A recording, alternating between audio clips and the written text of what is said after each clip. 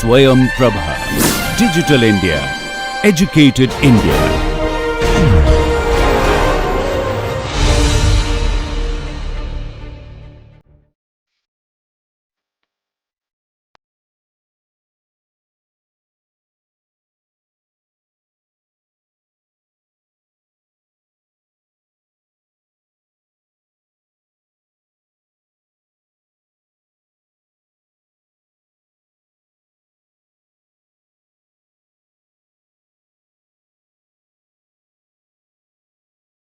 Welcome. We had discussed about the equilibrium points and how with the saddle node we can show threshold behavior, or we can understand threshold behavior of neurons using the Hodgkin-Huxley system of equations or version of the Morris-Lekar equations. And we had one other property of nonlinear system that we had discussed, which is limit cycle behavior.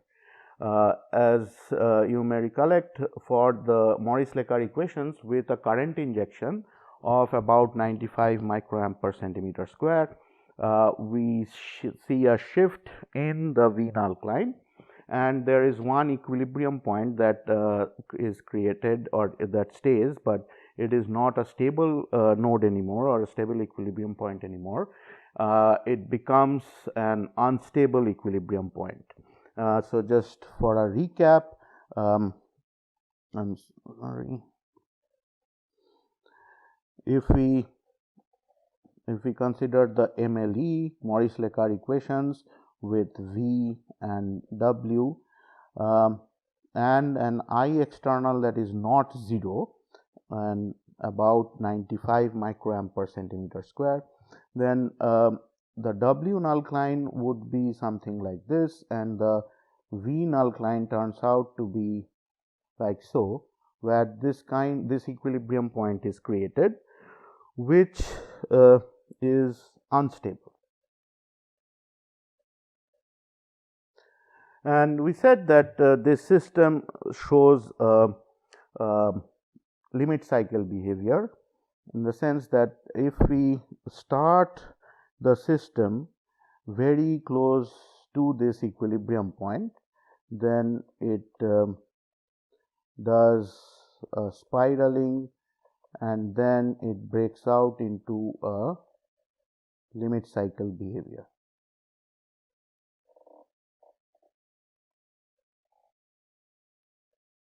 So, and oscillations start. If we start outside of the limit cycle, we end up being on the limit cycle. So the question is, so it is essentially saying that the system will keep on oscillating or keep on producing action potential. So if we plotted the V over time along this limit cycle or along this whole trajectory, we would see, so if this is our voltage and this is our time, and let us say we are starting from this value of V, this is our, let's say, V naught, this is our V naught, then we see this behavior where it then emerges into an oscillatory behavior like this and keeps on producing action potentials. And as we were saying, that no matter where we start, inside that limit cycle or outside that limit cycle, the system ends up being on the limit cycle.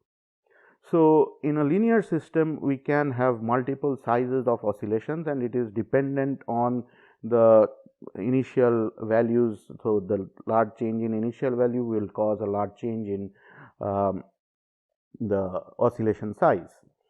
But in this nonlinear system, a large change in initial values gives the same behavior ultimately over time, that is, they converge onto the same oscillating system or oscillating behavior.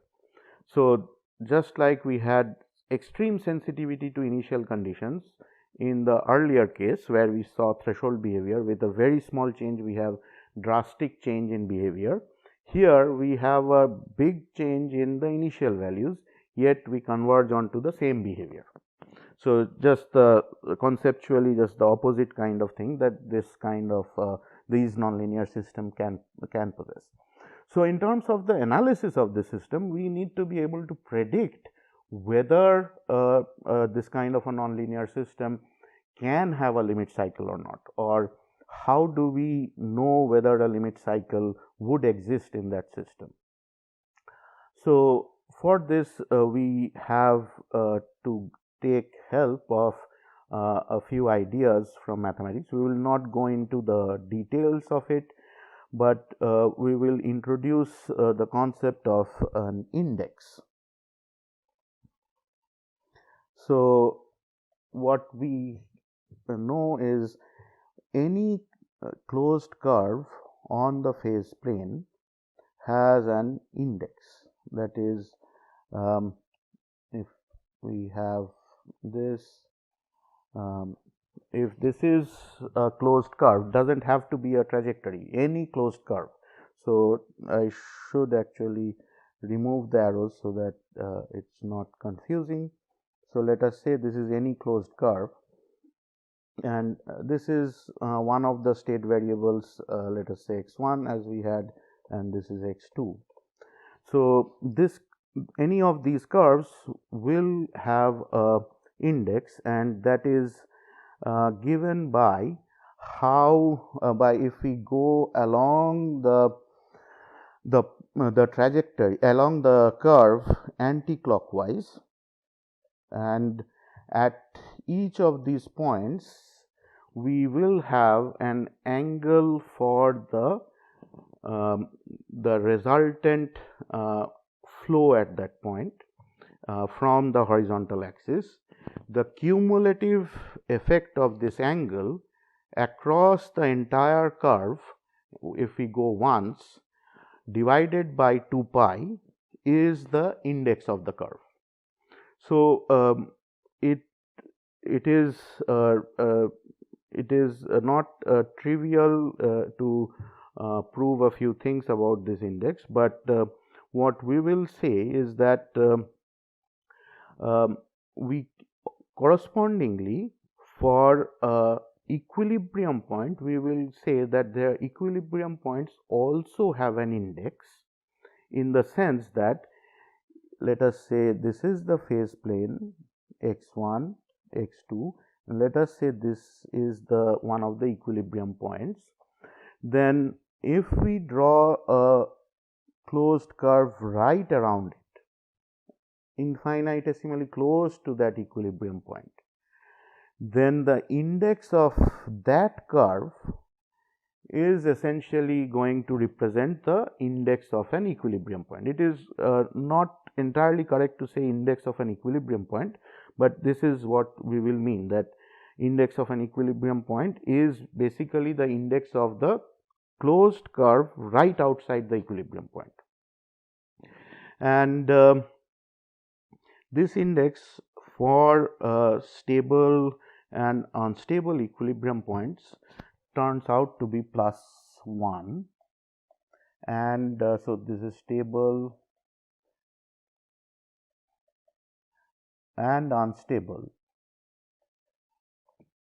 equilibrium points, it is +1, and for saddle nodes it is -1. How? If we consider, let us say this as a, let us say this is a saddle node, let us say this is a stable node, then the trajectories around this equilibrium point would be pointing in this direction. Very close by, they are all going to come into this stable node, all of them. So, now if I draw a circle around it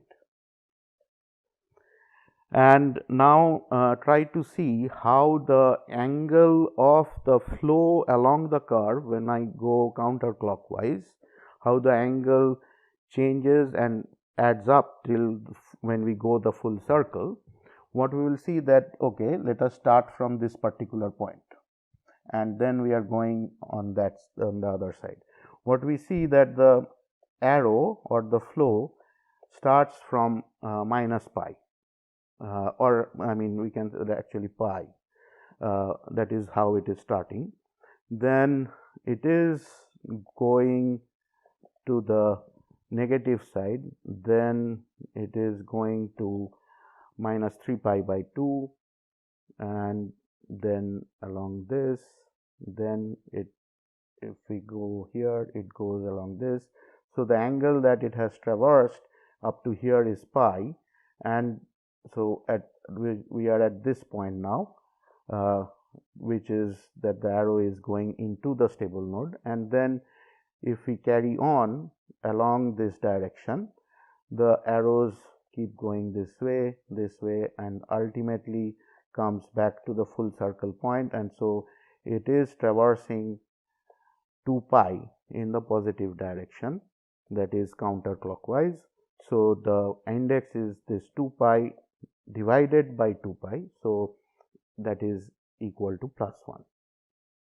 I leave it for you as a thought exercise for to see that for an unstable equilibrium point also this is going to be plus 1, and similarly in the same way you can easily see that for stable and unstable spirals, which is when we have complex eigenvalues, they turn out to be plus 1 again.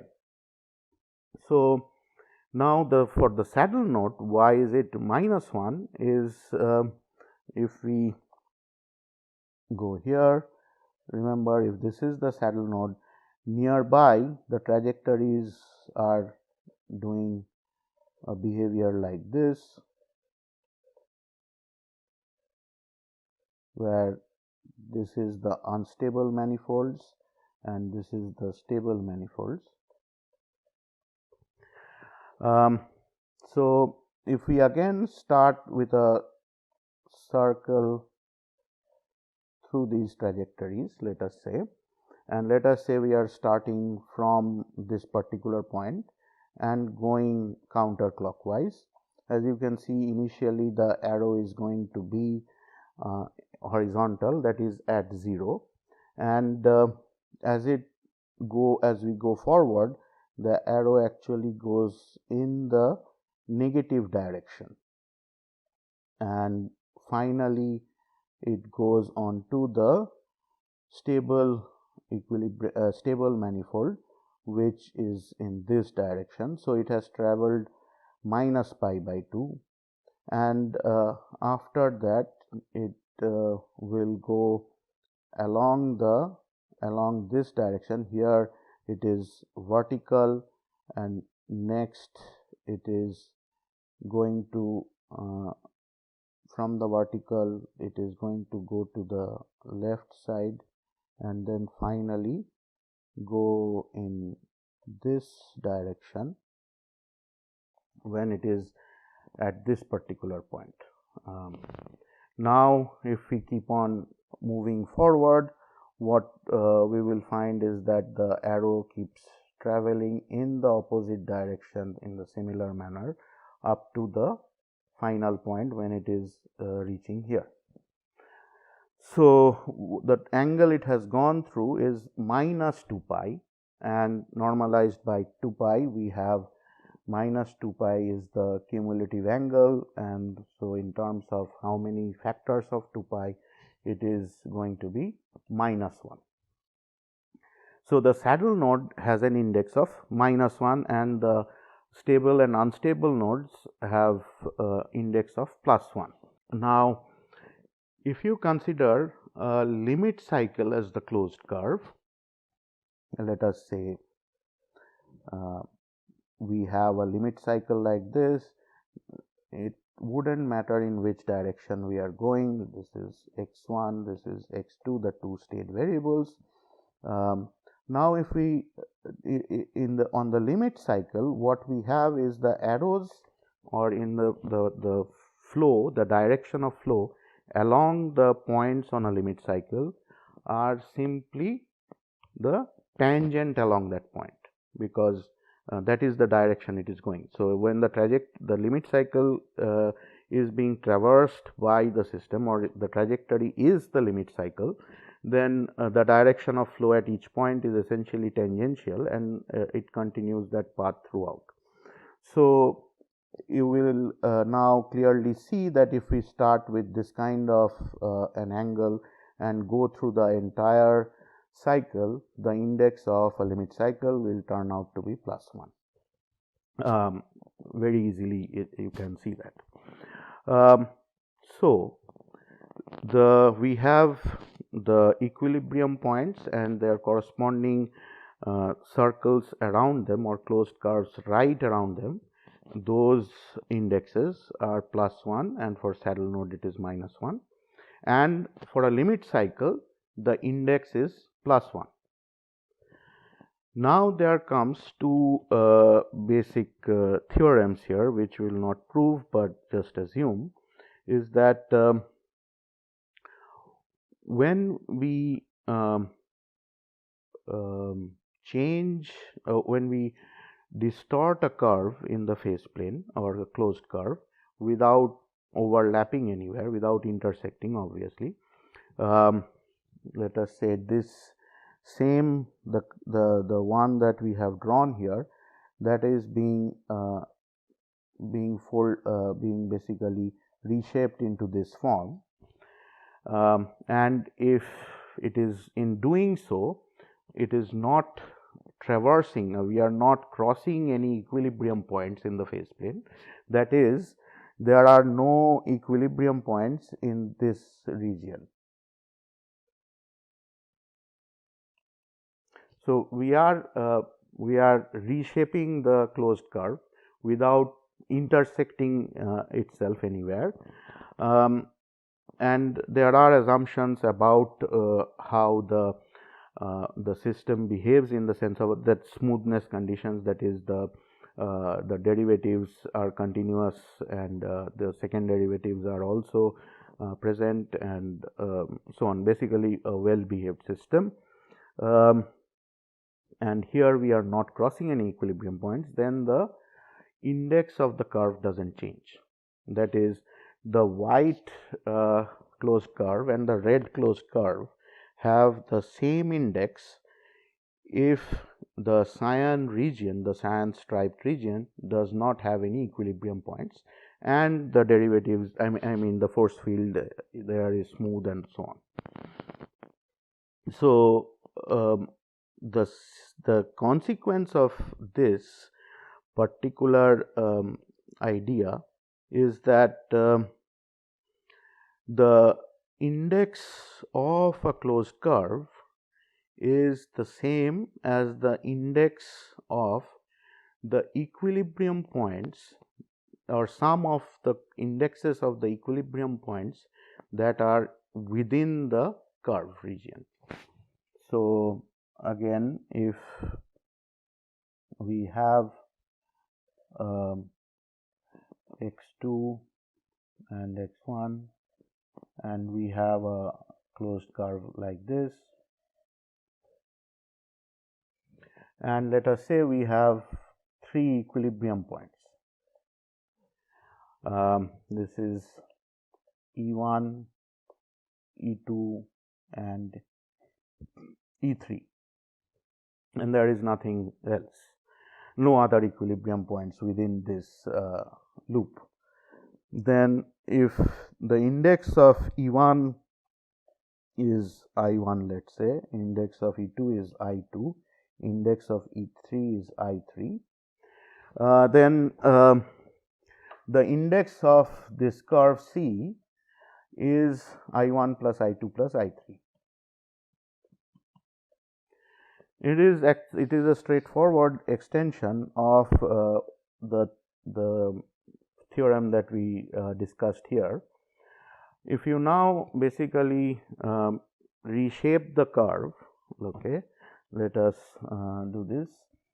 We are reshaping the curve to be infinitesimally close to this equilibrium point, and then like this, and like this, then also around this equilibrium point and then go back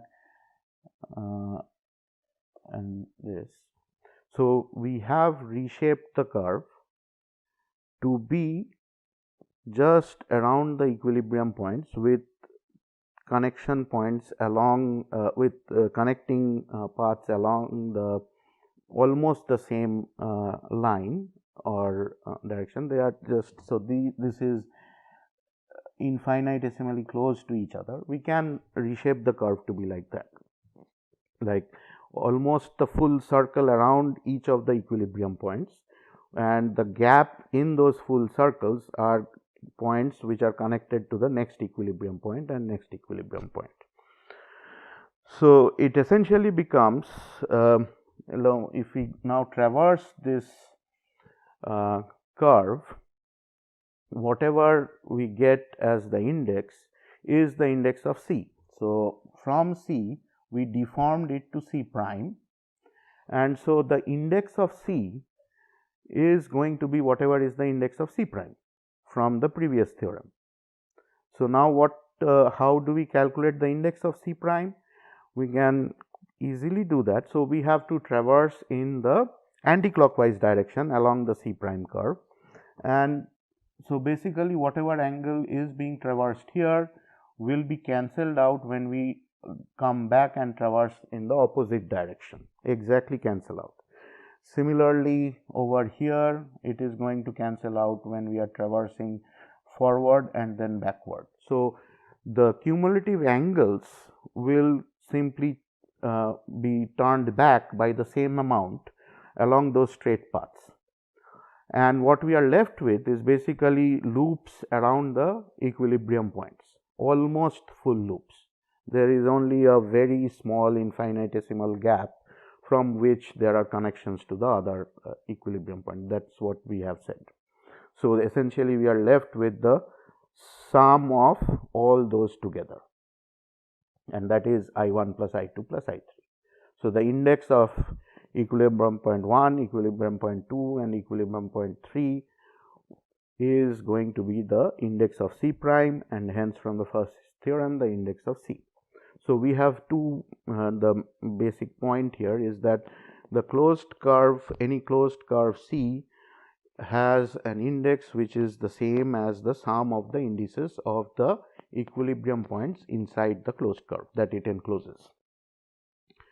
So, and we have said that the limit cycle has an index of +1. So this brings us to the idea of the necessary and sufficient conditions for existence of limit cycles. So from here, since the index of a limit cycle is +1, we get a necessary condition that a limit cycle must enclose equilibrium points whose indices sum to 1. So in other words, they must have odd number of equilibrium points with one more stable or unstable equilibrium point than the number of saddle nodes. So because the saddle node is -1, we'll subtract out 1. So if we have one stable node and one saddle node, limit cycle cannot be formed around them because the sum of those is coming out to be 0. So we need to have another stable or unstable node in there always. So there has to be one extra stable or unstable node. Whenever there are saddle nodes, it is going to cancel out one of the equilibrium points indices which are stable or unstable, and so we need one more to make the +1 for the index of the limit cycle. So now that we have the necessary condition, there is also a sufficient condition, and that is given by the Poincare-Benedictson theorem. So again we will assume the well behaved nature of the plane or the phase plane. And so, let us say this is x1 and this is x2. Let us say we have a region R, which is, let us say, marked by this green region.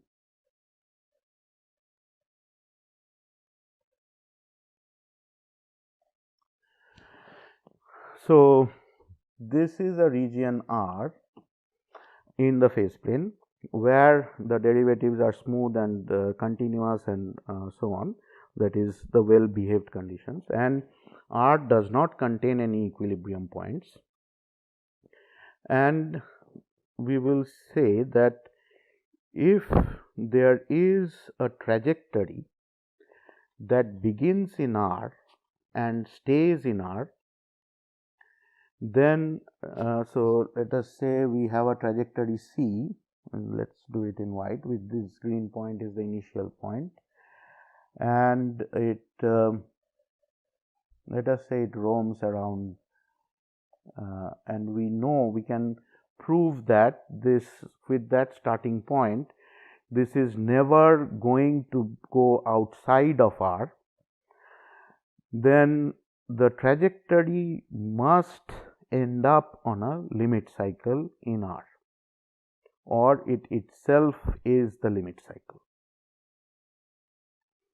So, this is what the Poincare-Benedictson theorem says, and this is basically the sufficient condition for existence of a limit cycle. That is, we have to find a bounded region R such that if a trajectory can be shown, even just one trajectory can be shown to start in R and stay in R till t goes to infinity, then it must end up on a limit cycle or a periodic orbit. So, this now gives us the basic idea of how to prove that limit cycle would exist. So, we had the case where in the Maurice-Lécar equations, V and W for the current injection I external is equal to 95 microamp per centimeter square. We said that this is the W null-Klein, and the V null-Klein ended up being like this, and this was this is an unstable node.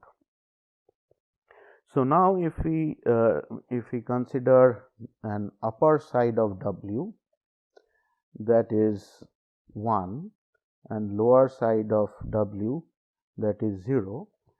So, the trajectories must stay within 0 and 1, because W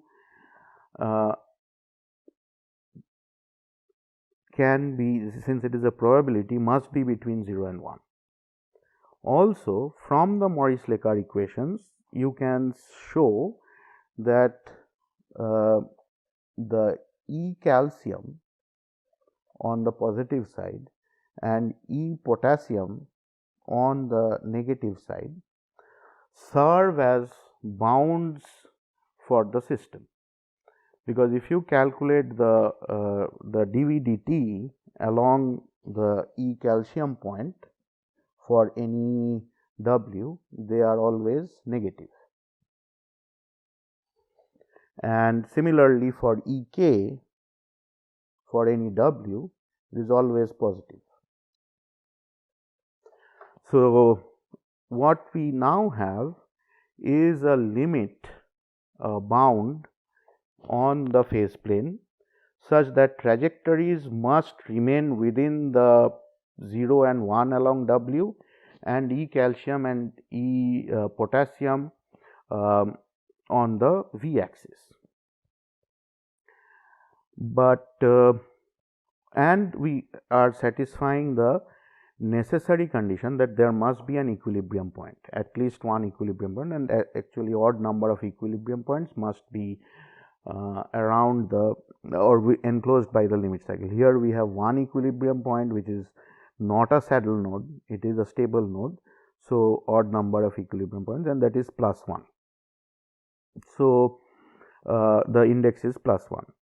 So, now if we define, now we have to show that if we have a trajectory in some bounded region, the trajectory stays within that region forever, then we are done. Then we can prove that, we can conclude that there has to be a limit cycle, because we have the necessary condition and the sufficient condition met. So, now if we consider R to be bounded by this box that we have drawn, and we take out a very small region around the unstable node that we have. So, the green region that we had marked earlier is this region.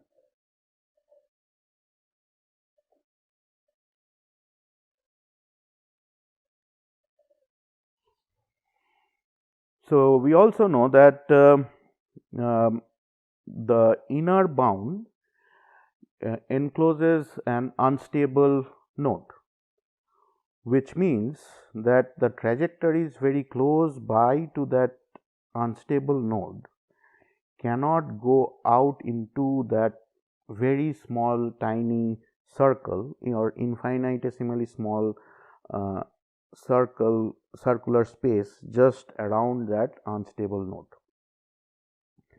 So, a trajectory that starts in the green striped region cannot go outside into that region, into that small region, and it cannot go outside of any of the boundaries along V and W that we have marked, which means that there is at least one trajectory, in fact any trajectory in there, which if started in the region R, which is the green striped region, it will forever stay inside R. So, it meets the sufficient condition. So, that essentially proves that a limit cycle must exist. So, this behavior can be shown in many cases when you discuss about oscillations in neurons. This idea is used to prove that when a limit cycle exists. So, we have also now shown how limit cycle behavior can be found in a neural system, that is, oscillations can be determined to exist in such nonlinear systems or in models of neurons or in actual neurons. So, we have covered the necessary things about a neuron's limit cycle behavior and a neuron's threshold behavior, which are the two most important things of nonlinear system description of neurons.